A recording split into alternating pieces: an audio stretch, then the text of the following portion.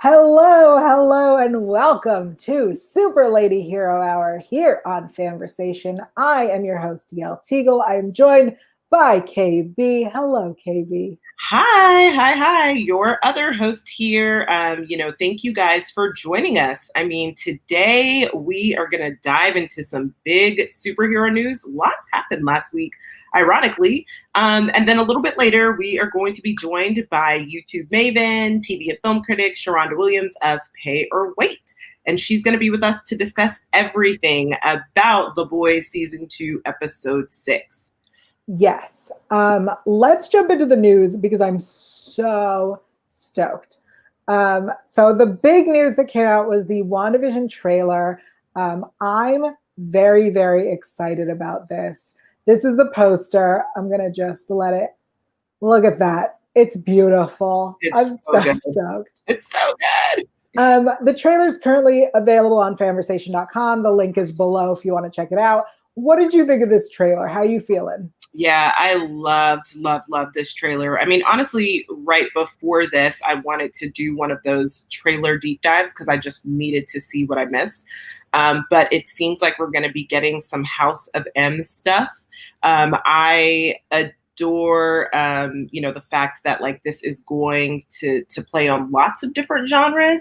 So for me, I think one of my favorite things about TV and particularly in the superhero space is that you can play around with a lot of different genres. You don't have to stick with one thing. So, they're going to give us sitcom vibes. Obviously, I think that that's an alternate reality and it's probably all in Wanda's mind, but we're going to get some sitcom vibes, some 1950s Bewitched vibes. I'm seeing a lot of that. And then we're going to dive, I feel like slowly but surely dive into reality. And so I feel like we're going to have some horror elements in addition to the sci-fi elements, which I'm just really excited to see. And then Teyonah Parris. So I'm super excited to see her on the show. We have a comment. Eternal Scorpio is saying the trailer was insane. I can't wait for it. I agree. Honestly, I have been so excited about this show because I remember when the photos came out, I was like, what the F? Explain this to me. And I felt like this trailer gave us a much better understanding of what's happening. Yes, it's not clearly this is the plot, but it did go, let me explain a little. And so I'm very excited to see this show. And it's coming in December. Yeah, so that's the part that I'm like, is it? But they have been pretty solid on the fact that it's going to come out in December. And so I'm curious if production already ended, what happened due to COVID. I have no idea. But let me tell you, honey, I am excited to have Monica Rambeau finally. So if it's December, then yes, Merry Christmas to me, I guess I feel like is, kind of what it is. Happy holidays. Right. I get Monica Rambeau sooner than later. But I'm still I don't know, timelines shift a lot. As we've known, nothing is kind of finite right now when it comes to television or film. So it's coming to Disney Plus. I'm so stoked. I'm really excited. I don't do trailer reaction videos because I don't react to the videos. This I was excited about. So I cannot wait. That's going to be so fun. We also got a big update from everything happening over on the CW. So Supergirl essentially has been, I don't want to say canceled. It's ending. It is concluding. But we also have production date updates. Let me pull this up. I lost it. I had the production dates ready for you, and I lost it. So give me 1 second. I know that Supergirl is going back into production starting tomorrow. Let's see. The Flash is going to start filming October 1st. DC's Legends of Tomorrow is starting to film October 5th. All American, which is not a superhero show, is also starting on Monday. And it seems that Superman and Lois, Titans, and Kung Fu are going to be a mid-October production beginning. And Stargirl is going to start at the end of October. Yeah. there's a lot of production happening, which is super exciting. I mean, personally, I think like be careful, take your time. We don't need to rush things. As impatient as I am, we can calm down. But also, if we're going back into production, TV's coming back. I know. So it's so odd. So first off, All American is not a superhero show, but I love it and people should watch it because it is absolutely phenomenal. So I'll start there. But it occurred to me last week that like, I was like, wait, fall TV would have started this week. Like, I was like, oh no, what happened? Like, I've completely it's just out of my mind, to be honest, because we've just been waiting for so long. But the good news is that, so like the CW shows are going back into production, but they will not air until the new year. Some shows are back in production now, and they are going to have episodes before the year is out. So we'll have to see kind of what's coming down the pipeline for us. Yeah, Batwoman's already started production. They started, and so did Riverdale. And I know that there was a picture that was released of our new Batwoman in what looks like is the old Batwoman costume. It definitely looks like the old wig, which we have already talked about. And as a family, we all know that we want a new wig. So I feel like because of Jabisia's comments on Instagram, she said she's going to put her own spin on it. So I think that that was more so for like a promo shoot. And maybe it could be kind of the first iteration they go with before we move into her new wig and her new suit, because the wig is as important as the suit. So yeah, no, I agree. It definitely felt like this is her first time donning the Batwoman suit and being like, nah, this is not good. Yep. In other news, we have a new show coming to HBO Max, Peacemaker. So this is John Cena's character in the new the Suicide Squad film. So this is the new poster that came out to announce that the show's happening. Listen, this is going to be the first time that the DCEU ties into a television show. So, it looks like the DCEU is actually trying to have some continuity similar to what the MCU is doing.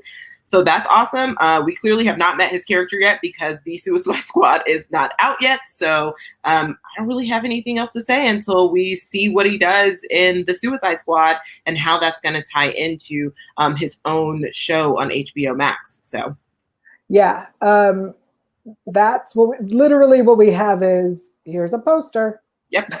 Which, I mean, it's fine.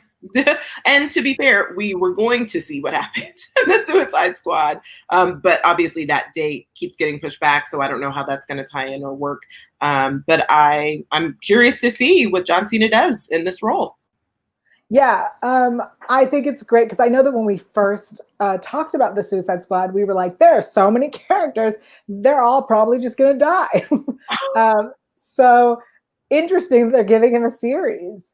I'm like, wait a minute. No, you said there were so many characters that were going to die. I did not say that because that's what we said. Characters.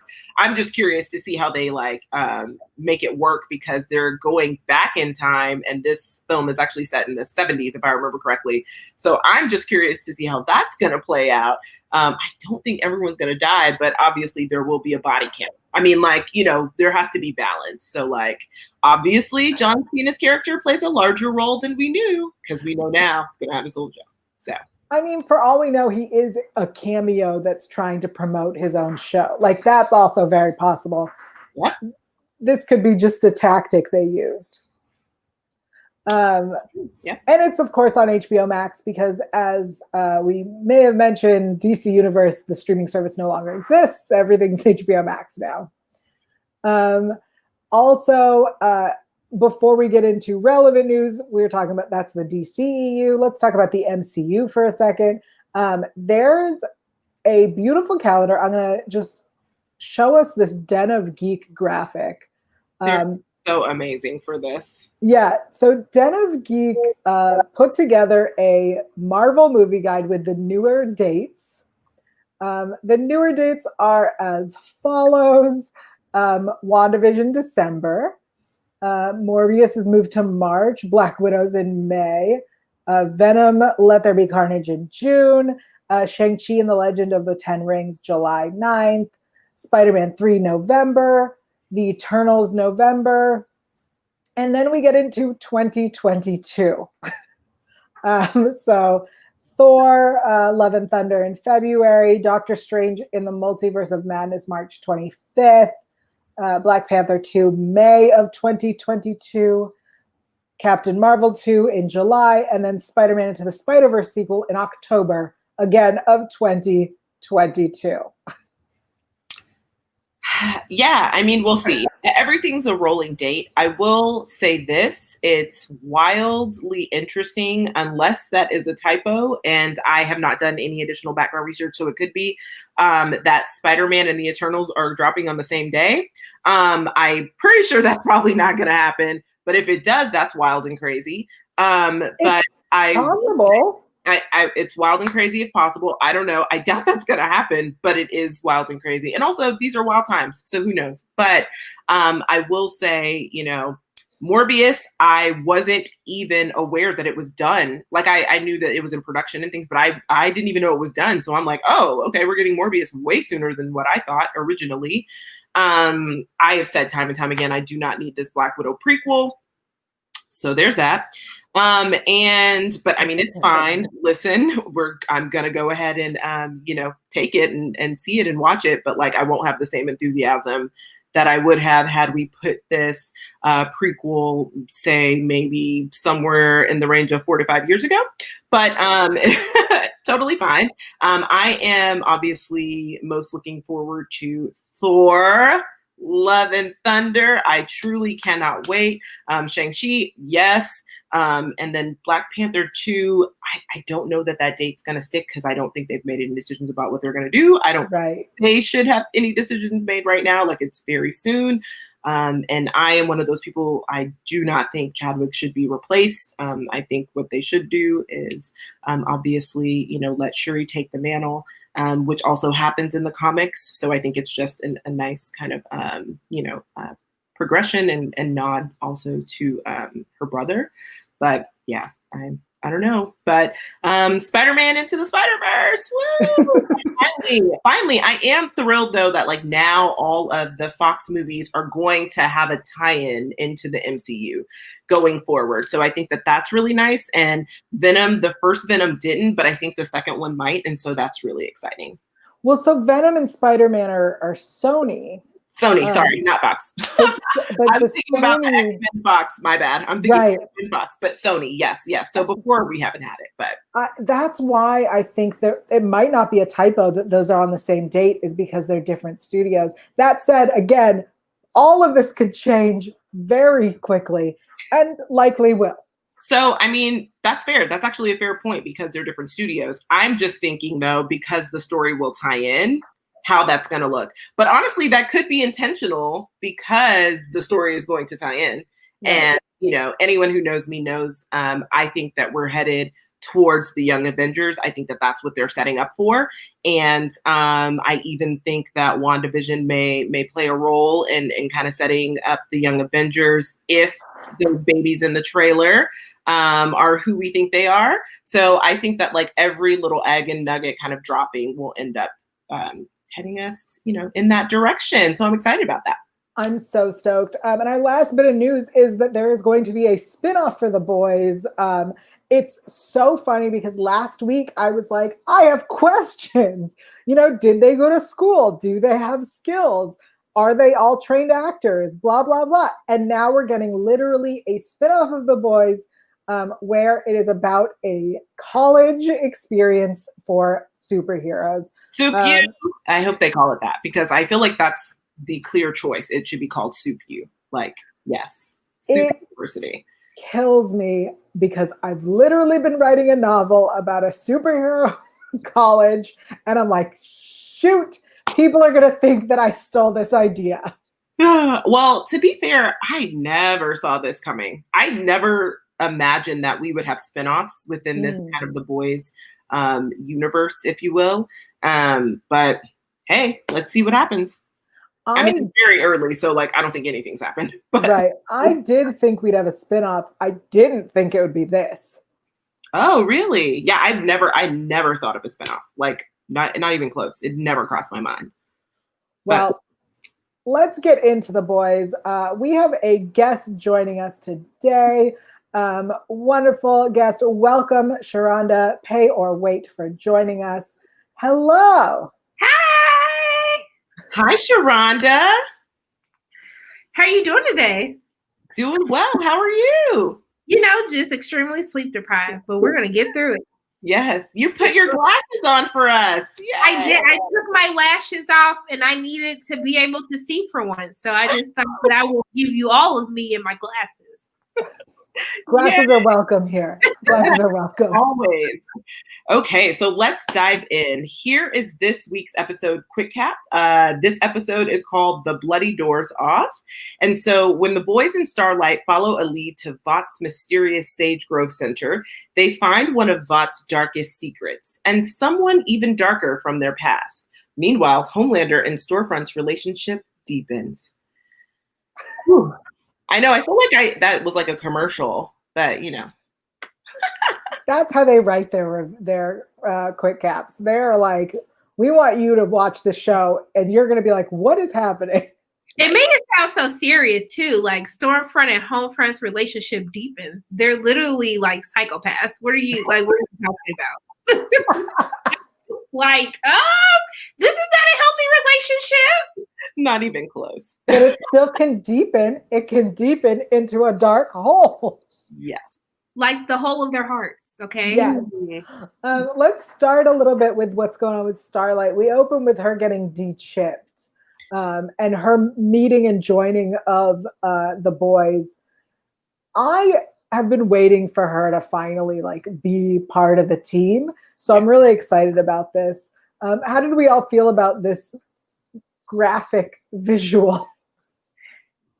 I was just like, yo, you got to do all of this? Like, we didn't get no sterilization, just like some sheets laid out. I would just like, at least give a warning, like, please don't eat while trying to watch this scene. I just felt like it was a lot. I was happy that it wasn't like, it didn't seem like it was too bad for her, but I was just like, wow, like, what did the process look like actually like putting the chip inside of her, if this is what it was like to get it out? So, but yeah, I wasn't ready, visually wasn't ready, but I'm happy that she finally stepped her game up. Like, get it together. You can't. Starlight feels like she can play both sides, and I think in her mind she feels as though that she's doing a great job at that. But she's had way too many close calls throughout the course of the season so far, and I feel like it's been leading up to this moment. Like, you have to choose a side. There's no way you can be this undercover agent with crazy Homelander and Stormfront. It just doesn't work. Yeah, I mean, whew. So you guys know how I feel about Starlight. I think that she is terrible at like keeping secrets or being discreet. Like, she is not good at it at all. So, I mean, this is, to Sharronda's point, the natural progression. You need to take out your tracker. I was kind of curious as to whether or not they got these trackers as babies, or if they got these trackers, or if she got it when she joined the Seven. That was really unclear to me. I assumed as babies, because if you're creating super babies, then you probably want to keep tabs on them at every stage of their life. But I'm not entirely sure. But yeah, I mean, for me, I just was like, girl, what is going to happen now that you don't have your tracker? Because they're going to come for you. I mean, they physically may not be able to find you, but they're going to be searching for you and doing everything that they can to find you, because technically you're Vought property, and that's the way they view you. And so I think that she needs to start kind of thinking the way Vought does instead of thinking the way Starlight does. It's like, if you're going to be a double agent, then you need to be 3 steps ahead of the organization that you're trying to, scheme on or figure out or do whatever it is that you're trying to do, which she's terrible at. So, hopefully she's better at being the boys. They're all trash at that. I mean, even the boys, they need to realize they're dealing with this multi-billion-dollar corporation. So these little conspiracy theories that you think that you expose, that's not going to stop a company like that. Fact. These are all such great points. I'm sitting here thinking about how old that chip is. have they, has the quality gotten better in the years? Like, are they now more, because the fact that it came out so easily, I was like, we're not doing the like old school sci-fi chip where like it has to like tie into your nerves and like pulling it out could kill you. Bot didn't think to make it also a bomb if you remove it. Like, what is that about? I mean, honestly, that chip looks like an aspirin. Like, it looks like a pill. Mm-hmm. I assumed that was how they got it in. It's because it looked like a pill. But interesting idea that she got it as a child. Like, so many questions came up that they're glossing over. Also, I feel like it being removed from her body means that Vough's going to try to track her down wherever they left it.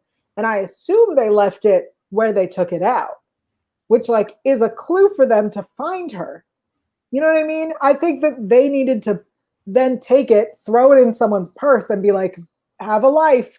And they'll just follow that person around for a while. Well, to Sharronda's point, the boys are sloppy. So that would have been Frenchie's job, right. Like if you took it out, then maybe destroy it or, send it elsewhere. But we know they don't really tie up loose ends well.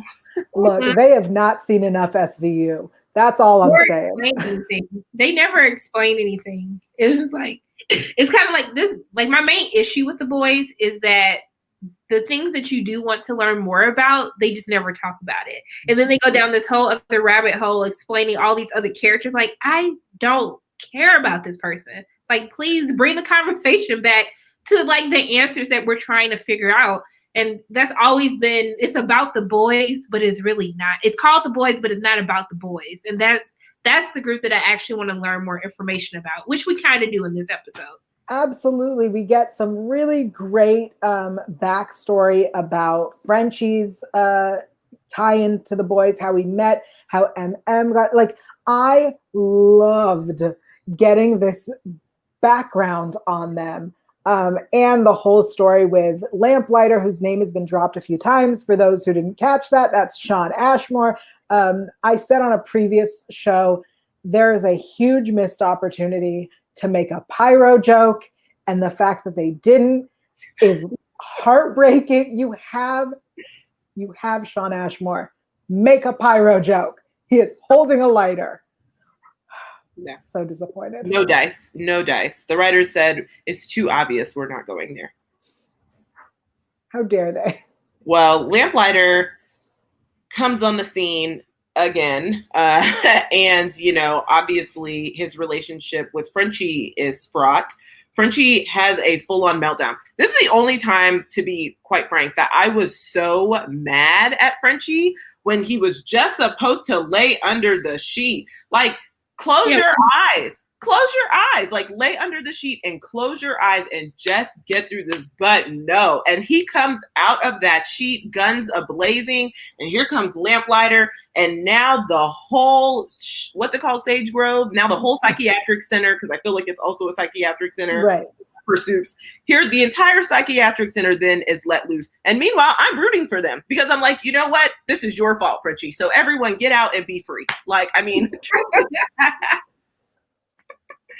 it's funny that you're rooting for them. I was like, oh, this, you've released more, people. I'm like, yes, let's meet all these characters. Let's get to know everybody. Yeah, since Frenchie cannot control himself. Like, oh my gosh. I was like, Frenchie, this is the one time that we just needed you to listen. That's it. The one time. And now look, Soup's wild. That's what happened. But it was hypocritical too, because you always sit up here telling your friend, like, chill out. Don't kill all the people that you could possibly kill. Like, it's a better way. And it's like, sir, so the first time that you're in this situation, you just wanted to hop your little raggedy behind up off of this bed and like go after him. I was just like, Yeah. You make a good point. And I think what it is obviously, Frenchie has made a lot of strides in his personal growth, but Lamplighter is a trigger.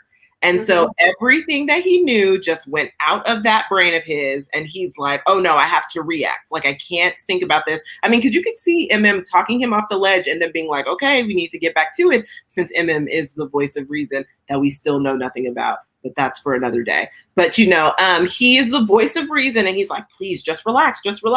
And then, oh, that trigger, boy, that trigger.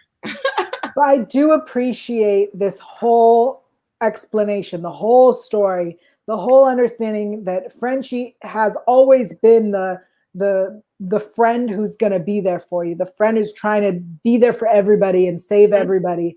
And to see him have to learn, like, you can't do that. It's funny that it took him till now to learn that, not at that time where he got what's-her-face's kids killed. But it almost makes you realize why he's so drawn to her. Like, you know, the budding relationship, right? Is he's attracted to people who need help. He's attracted to people who need saving, especially because for that one time that he couldn't save someone, you know, something horrible happened. And so now it's kind of like built into his DNA that those are the type of people that he gravitates towards. And that's why you understand like kind of why their connection is so strong, or I guess more so on his end than hers, but yeah. Yeah, I was about to say the connection in his mind because they're really in a fake relationship in his mind, but yeah. Well, listen, all I know is that in the midst of, you know, Frenchie kind of coming to and really kind of figuring out his truth, even though what I did like is how, I will say this. So when they are cornered and, you know, they're in the room and it's Soup's gone wild, which is Frenchie's fault. So, you know, firmly 1000% his fault. They are in the room and, you know, Kimiko's ready to fight. I love that Lamplighter is like, no, I don't need your help. I'll do it on my own. So me, I'm like, perfect, dive in, right? And the moment a Soup gets in there, he is the first one that's attacked, naturally because he's been tormenting these people. So, right. You know, he is the face of torment to them.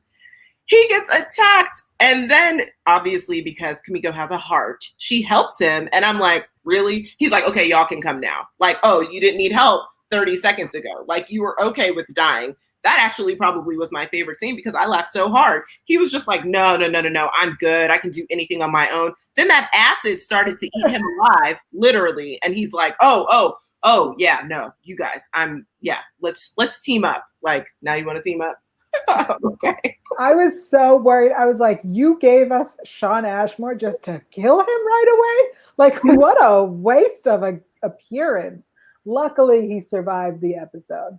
Well, he survived, but MM almost didn't make it because Love Sausage, oh my gosh. Is that what you're calling it? No, that's his name. That's his name? Yes. Yeah, Love Sausage definitely almost took our man MM out. And that would have been a huge, huge tragedy for me because I still don't know anything about him. And so that would have been so sad. But if that's how he died, I'd be okay with it if that's how he died. Strangulation by a very large penis. Like, oh my gosh. That just gave size doesn't matter so much more, you know, new meaning after that episode. That was very traumatizing for me to watch that was that moment I was just like, yeah, I can't do it. Can't do it. I felt bad for him, to be honest. I mean, like, I felt bad for that guy because I was like, oh my gosh, this has to be the most painful thing. But it seems like he can make it whatever size he wants. Like, so, you know, he can make it longer, smaller, depending on how they like it, you know. So maybe it's a good thing. Maybe it's a blessing and not a curse. Well, be the lover that you need. Well, I think that he's using it as a weapon, you know, not so much for love. So, I think that he's extending it so that he can murder people, you know, not necessarily love them down. So I don't think that that's the purpose. I now have so many questions about how it works. I was like, do a whole episode on that. If it's wrapped around someone's neck and they're trying to get you to let go, wouldn't the solution not to be to fight it, but to like what? Get aroused though? While he's that's what I'm saying. Is if you get it aroused, won't it let go? What? I have questions. Missed opportunity. Yep. That would have been funny, actually. Like if someone would have just been like, just stimulate it so he'll get off your neck. That actually would have been funny. Yeah. That would have made it 10 times better. Listen, they had a lot of missed opportunities, jokes wise. I see. That said, this I think was a really like this is the kind of weird, crazy, the boys stuff that we're used to, and I was very amused by it. Well, on this journey, Yeah. we have the unlikely pair team up between Starlight, Butcher, and Huey. I am definitely going to just, push Huey to the side for a second because it was clearly the Starlight versus Butcher show. And finally, guys, what I say every single episode of this show is that Butcher and Homelander are the same person. And when Starlight said that, I was like, finally, someone else on this show acknowledges that they are indeed the same person. They both have, they suffer from some sort of narcissistic personality disorder. They are both wildly, what's the word I'm looking for? And I feel like it deals with fire too. Flames are unpredictable. So they are wildly unpredictable. You never know what's going to happen. And they are only looking out for themselves. So welcome, Starlight. Thank you for joining me here. I loved hearing her say it. I was like, wait a second, I know someone who says this a lot. So I loved that. But I like that by the end of this episode, he is treating her with the same lack of respect that he treats the entire team with. Like she is now accepted as someone he will tolerate. And I appreciate that because I felt like she should have become part of it. We're almost at the end of this season. She should have been part of this conversation earlier. But I mean, that's my big issue, though. I mean, even outside of that, it's the second season. It's only like a few more episodes left, and this is the first time we really even delve into the boys. It's literally almost the end of the second season, and we still don't know anymore. Like, it's almost as if I think to a certain extent, even though I understand that the Supes are the most like interesting or entertaining portion of the boys, but I think that they focus on them too much. Like when you have all these people in the cast and after 2 seasons, we still don't know that much more about them from when we first began the series. That's a problem. That's a huge problem. I agree. I think that it's an odd decision to introduce more characters this season when we haven't gone into who are our main characters. Yeah. And so I think with this episode in particular, part of the reason why I think that we enjoyed it, or at least I enjoyed it, is because we finally got some answers. Like, I mean, it's taken all of this time to really, truly understand who Frenchie is as a person, just to bring it here. Like this season, we finally saw Kamiko's brother. I definitely feel like there was missed opportunity there because I really wanted to spend more time with Kamiko's brother, but we didn't get that. I still literally know nothing about MM, and I will always be mad about it. So here we are. So I just feel like even with Huey, I feel like, so we met his dad, but like also what else is there about Huey? Just last episode, we finally found out that Butcher had a brother who died. Okay. Like, wow, Butcher has siblings. Like, I mean, Butcher's parents are still alive. Butcher's aunt is a drug dealer. All of the things. So no, those are excellent points. And yet they decided that this episode we get Cindy, we get Lamplighter. We just added Stormfront this season. We're adding more the whole church. We're adding all these stories. Let's first get to know what's going on. We have someone in the chat, our good friend Movie Files, as a low-key Huey's my least favorite character on the whole show. Mm-hmm, I agree. Yep. Yeah, so good. He's so wait. There's an agreement. Thank you, Eternal Scorpio. Yeah, they are correct. I mean, Every time we have to talk about Huey in an episode, every time that I have to relive this sexual tension between Starlight and Huey, I'm just like, I don't care. I don't care. I want to know why Mother's Milk got kicked out of his house. Like, I want to see like what his wife's saying, like what's happening with his daughter. There's just so many more interesting people with more interesting backstories that I feel like they should be focusing on. I feel like I'm a broken record at this point. In every episode, I'm going to continue to say the same thing. But this episode was interesting because you learn about Frenchie. Mm-hmm. You understand like why he does the things that he does, like what haunts him, what makes him, what makes him tick, or what regrets that he has. And I still don't know that from everyone else. You even learn more about Mallory. So like, I'm just confused. I'm so confused. Now, I will say I'll disagree a little bit and say that I think that Huey's character can be interesting if they write him in that fashion. Like, I think that, like, obviously he just needs a bit more depth. We need to see him kind of branch out on his own. We need to learn, like, where is Huey's mother? Because we really have not discussed that. Where's Huey's mom? What does Huey want to do with his life? He's just so focused on following Starlight and kind of regaining that relationship that, like, what else do you want to do? Who do you want to be? And clearly it's not the lead of the boys, because we all know, again, that MM should be the true leader of the boys. But like Huey, we need you to just do some things. And this episode kind of showed that too.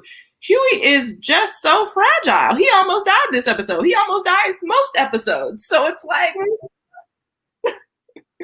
But I think that's why Huey is so attracted to Starlight, because the reason why he got thrown into this whole thing in the first place because he lost the love of his life, right?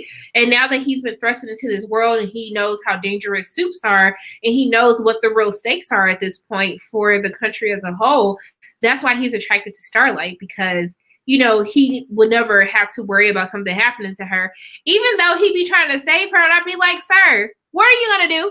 What are you gonna do? What are you gonna do for her that she cannot do for herself? Nothing. Just chill. I mean, listen, regular people can be superheroes too, okay? But he gets in the way. Not one of those people. Because he doesn't have any like real skill sets around like, hey, we're in danger. What are we going to do? He mostly is just looking to other people to guide him whenever they're in danger. So, he can barely shoot a gun. Like, I think this season he is shooting a gun and he's gotten better. But last season, for sure, we were like, put that gun down, Sarah. You just put it down. We got to keep going. We got to talk about Homelander, who is in love. Look, this Homelander situation, I really love that it got us to Stormfront backstory. He's damaged goods, and I don't care. I don't care about him. I don't. I hate him. He's terrible, and I don't care. KB, thoughts? I mean, he's the worst. Everyone knows. I just think he literally makes my skin crawl. But to see him in love is very, very different, because Homelander doesn't know how to be transparent. He doesn't know how to be vulnerable. He doesn't know how to be soft. Like, all of those things are kind of still psychotic when he does them. Like, even in the other scenes that we've seen over the course of the past 2 seasons, like when he takes a softer tone, it's always disingenuous. Like, it just is rooted in narcissism and I don't know, violence, essentially, like in some capacity. So it's interesting that he's trying so hard with Stormfront. Like, for me, I'm like, you're trying so hard. And maybe it's because, kind of her trauma matches his trauma. Her narcissism matches his narcissism. Her evil matches his evil. So he kind of feels like, oh, I can be my full self with you. I don't have to hide any parts of me because we're on the same page. So, like, Homelander is exhausting, but it looked like he's, in love a little bit. So I'm like, I guess. He's an infatuation. He's still in the early stages where he wants all the attention all the time. I don't know that love is a word that he is capable of. I think that he's in love for what he knows it to be. like in the best context of what a Homelander in love situation would look like. All I right. think that's what he is. Let's talk about Stormfront's backstory reveal. So, if I understand correctly, Stormfront was married to the founder of VOT during Nazi Germany, and is the first successful case of Compound V, of making a superhero. So she might be the mother of superheroes. One might say she is Homelander's mother, which would work for him very well. I mean, they had to have probably in some capacity used her DNA to create kind of a serum that works now. I mean, I can't imagine that they just used that kind of that very first one, and that's the same one that they're using now, which means they would have had to take in her blood, you know, and kind of manipulate it in some way, did some deep dives into it. So, I mean, like Homelander could potentially have some of her DNA. Potentially, yeah. Well, it's weird because is she necessarily immortal? Because everyone else technically is aging. Like no one else has said that it has slowed down their aging process having the Compound V. So it's weird because, you know, you could say immortality was one of her powers, but she also has all these other things that she can do. She can fly. Like, I mean, so I'm kind of, I don't know if they tweaked it, like, or whatnot. I still need a little bit more background because it doesn't really explain the immortality that she has, because she talked about her daughter. So, yeah. I totally agree. I think that we have not yet defined what her actual powers are. Yeah. At no point have they said this is what she can do. But I will say, KB, she said she was born in 1919. Which makes her 101. She is 101. Did I or did I not say hundreds of years older? You did. I don't know. I do feel like they probably tweaked it to put into babies. Mm-hmm. So like maybe that's the immortality piece, like because she got it when she was already in her 20s. Yeah, probably her 20s because her daughter's dead. So yeah, so she got it when she was in her 20s. Maybe that makes a difference because everyone else has gotten it as babies. So the question I asked this on a previous show, because what we see is the Supes in Sage Grove, they are adults who are receiving Compound V. Mm-hmm. And previously what we've understood is that Compound V works in babies. So there's a discussion whether she actually received it before she married the guy. So she may have been one of the first test subjects as a child and received Compound V as a child, then was groomed and grown up to be child bride. But she wouldn't have aged though. So she had to have had it when she was already in adulthood. And I think she also said that though. She said by the time she met him, like it was a very short window. Like she met him, she got the treatment, and then they fell in love. So I think that she was at least a teenager. Like by, you know what I mean? Mm-hmm. So some time had passed. She definitely wasn't a baby. So, because I also don't think that they had been in production that long either, like for her to have been, you know, a baby subject essentially, which sounds terrible. But so then why are they now struggling with putting it into adults? I don't know. So it could be that the formula, something is wrong with like this new formula, especially when you mass produce things, like not everything goes right all the time. So I have no idea because, yeah, I mean, they did say like either you get a really good suit or, you know, someone just, you know, bursts or, you know, someone goes, what did he say? He said someone goes mentally insane. Mm-hmm. So he was like, those are the three options and we just have to see. So yeah, I don't know. It could be a new formula. Who knows? Interesting. Any final thoughts on the episode? I know we're not really talking about the stuff going on with the church. I mean, listen, the church is conversation. Like, do we really care about the deeper A train? Like, do we? Listen, I mean, I don't care about the deep. If they're not going to do anything with their storyline, I feel like they can be much more interesting characters than what we're getting right now. Yeah. That's just my 2 cents.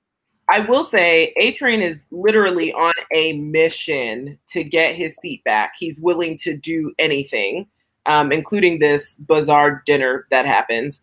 But I will say I am a huge fan of ER, so I was super excited to see Goran in this episode. I was like, oh, look, they brought my ER boo back.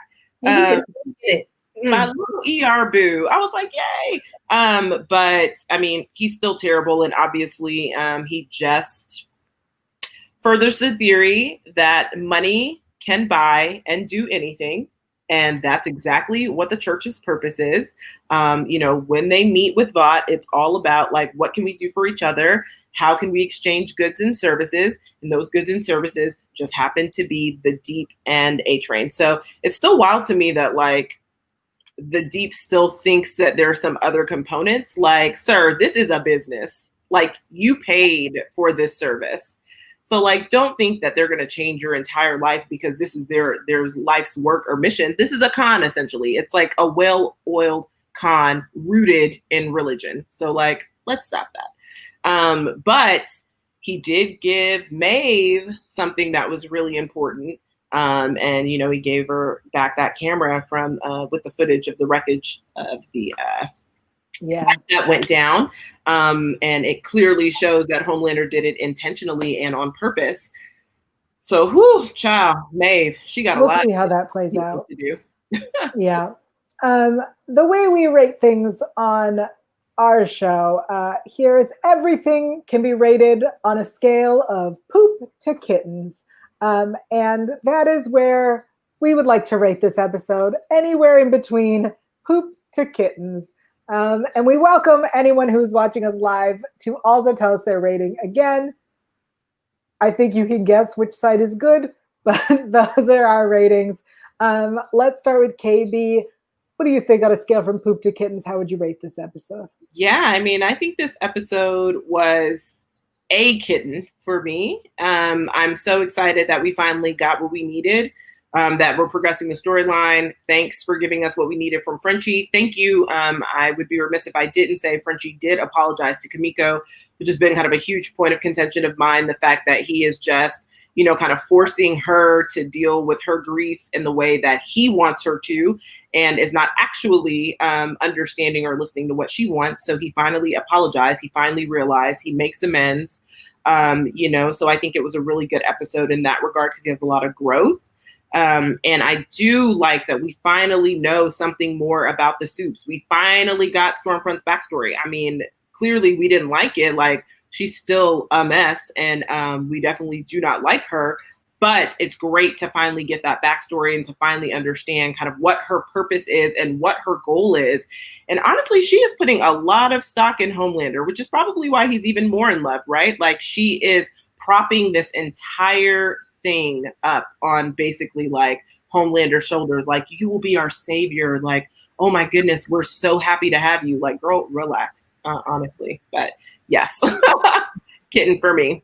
Kitten for you, Sharronda, between poop and kittens or anywhere else? How would you rate this?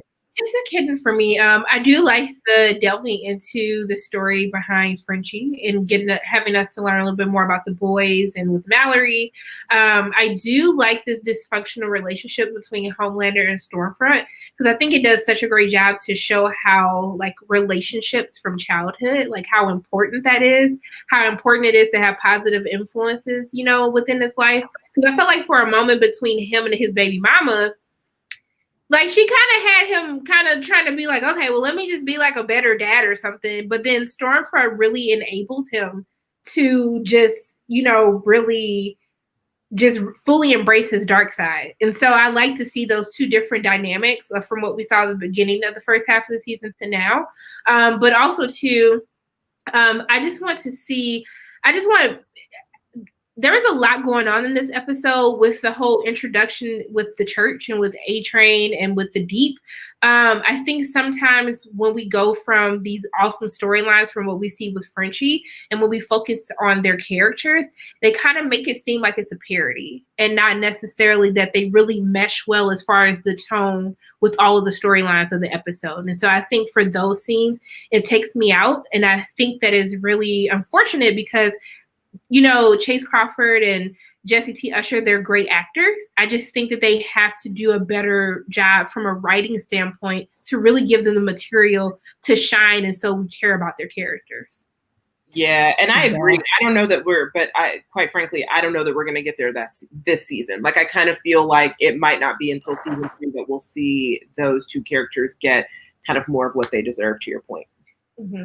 I think those are all really great points. We have some more ratings from the chat. Eternal Scorpio. I think that's a cat. I'm not really sure. It's a very small emoji. It's a tiger. It's a tiger. I'll allow it. I love a tiger. Movie Files gives us 4 out of 5 kittens. I'm also going to agree. I loved this episode. So I'm going to give us like a hard eye kittens. Because I really liked this episode. As everyone knows, I'm impatient and I like answers. And so I loved getting Frenchie backstory. I loved meeting Lamplighter. I loved getting to know what's going on at the Sage Grove. I loved the dick. Like, it's so funny. I think that's just so funny. And I really loved, because that's the kind of crazy stuff that happens on this show. And Huey being unconscious for most of it was very great. And I love more superhero characters, like super-powered characters. So I want to see what's going on with Cindy. I want her to join the boys. Like, oh. Well, she died, but no, Cindy was in the car. She gets in a car at the end. Oh, that's right. I'm sorry. Stormfront definitely thought she killed her left her there, which also was a point of contention for me with Stormfront. Like, girl, if you're gonna murder someone, you got to make sure they're dead. Right. It's everyone knows the rules. Well, let me tell you, I never thought we would have an episode where Yell says, and I loved the dick. And that was truly like a highlight of the episode. But honestly, it was funny and it is wild. So for you guys, what was the most shocking moment of the week? What was your WTF moment? Sharronda, I'll start with you since you're our guest. In the episode? Yes. The dick. Yes. Agreed. Okay. The dick was shocking, but it was not the most it was one of the most shocking. Another one I will bring up was that alleyway murder sex mashup. Oh, right. Okay. Because it was wild. And I was like, what? It starts off as sex, ends with murder, and then it's just a bloody finishing of sex. And I was like, oh, what do we have here? Listen, Homelander and Stormfront have to do what they have to do. Let's just say that. So, okay. What are your predictions for episode 7? We are almost at the end. There are only 8 episodes. What are those predictions? What do you think is going to happen? That we're still not going to know anything more about the boys than what we know now. A huge point of contention for Sharronda. What about you, Yell?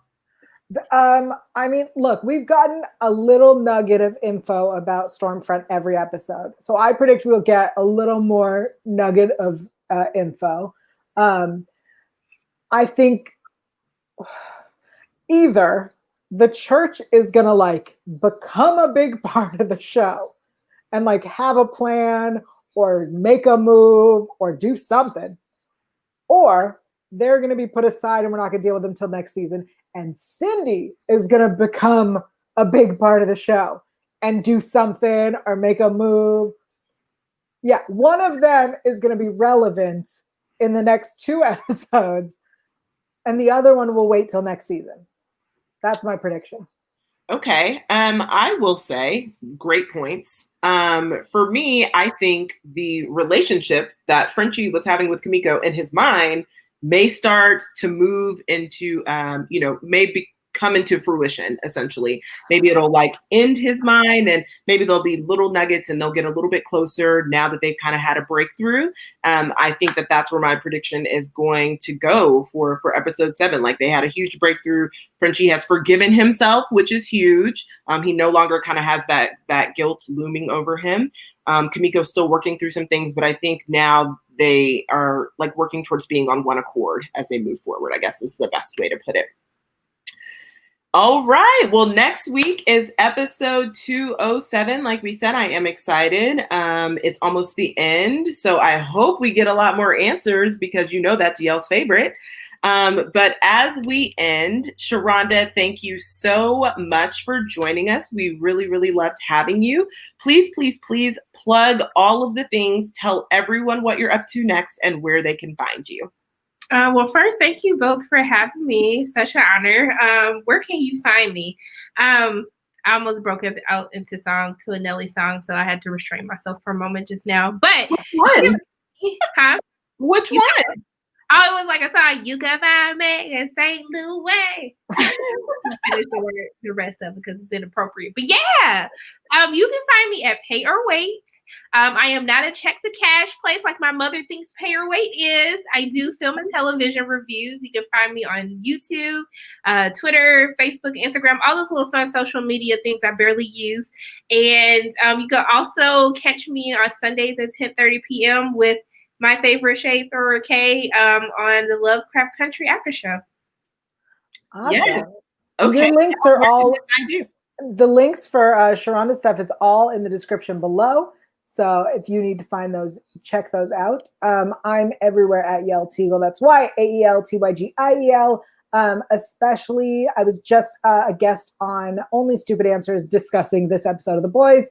But also, I am on Twitch on Mondays and Wednesdays, trying to figure out how to play video games, doing it very poorly. And tomorrow I'm going to do it while eating vegan snacks. I'm more excited about the snacks than the game, so come join me and watch me eat. And also, you can find me here every Sunday at 4 p.m. to discuss The Boys with my good friend KB. KB, where are you? Where are you at these days? Yes. So first things up, though, what game are you playing tomorrow? I have not decided. There we go. Okay. Vegan snacks. Just the snacks are decided. So I am KB. Of course, you can find me on Twitter and Instagram at the Lady KB, TheLadyKayB. You can also find me on YouTube through the lens of Lady KB, where I do post some good old-fashioned interviews, to these wonderful women's point. Tonight, 10:30, I will be on the Lovecraft Country live after show at PayOrWait. It's on PayOrWait's YouTube channel, so catch us on Sharronda's YouTube channel. Tonight, we're going to have our fave back, Trey, and you can catch me here every Sunday at 4 p.m. PT with my good friend Yael, and we're talking about all things superheroes. It just so happens that The Boys are who we're talking about now because they're what's on. And we'll see what superheroes we'll talk about next whenever we have content. So yes. That reminds me, we also have interviews with the girls of The Boys that are coming out this week here on Fanversation. So make sure you have subscribed to Fanversation's YouTube channel and check out fanversation.com. Thank you again, Sharronda, for being here. This was fabulous. Thank you. And yes, guys, please don't forget, subscribe to Fanversation, subscribe to PayOrWait, subscribe to Through the Lens of Lady KB. Just subscribe and get your life for everything. We'll see you next